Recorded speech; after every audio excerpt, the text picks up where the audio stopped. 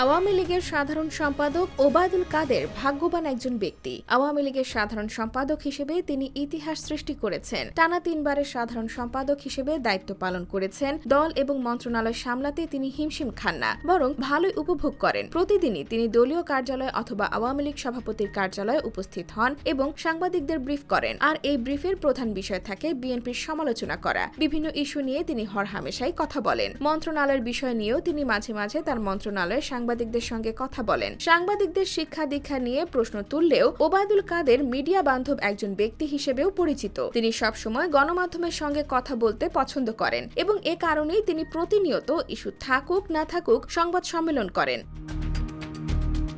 আওয়ামী লীগের সাধারণ সম্পাদক চান তিনি যখন সংবাদ সম্মেলন করছেন তখন দলের সিনিয়র নেতারা তার চারপাশে থাকুক। তিনি সংবাদ সম্মেলন করতে করতে পাশের নেতাদের দিকে তাকান, তারা মাথা নেড়ে ওবায়দুল কাদেরের বক্তব্যে সম্মতি জানান। আবার অনেক সময় হেসেও সম্মতি জানাতে হয়। ওবায়দুল কাদের এই সমস্ত বিষয়গুলো লক্ষ্য করেন। সংবাদ সম্মেলনে গুরুত্বপূর্ণ নেতারা না আসলে তিনি অসন্তুষ্ট হন। তাদেরকে ফোন করে সাংবাদিকদের সঙ্গে আলাপের জন্য আসতে বলেন।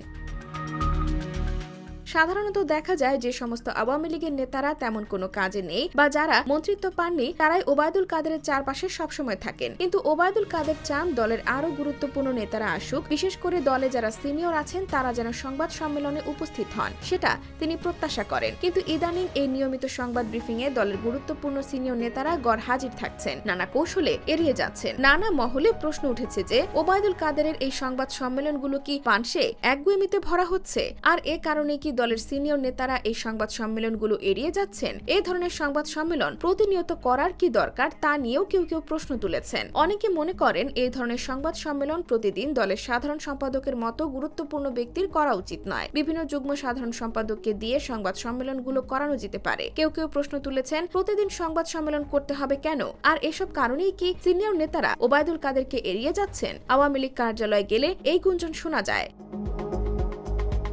IBTV USA, New York।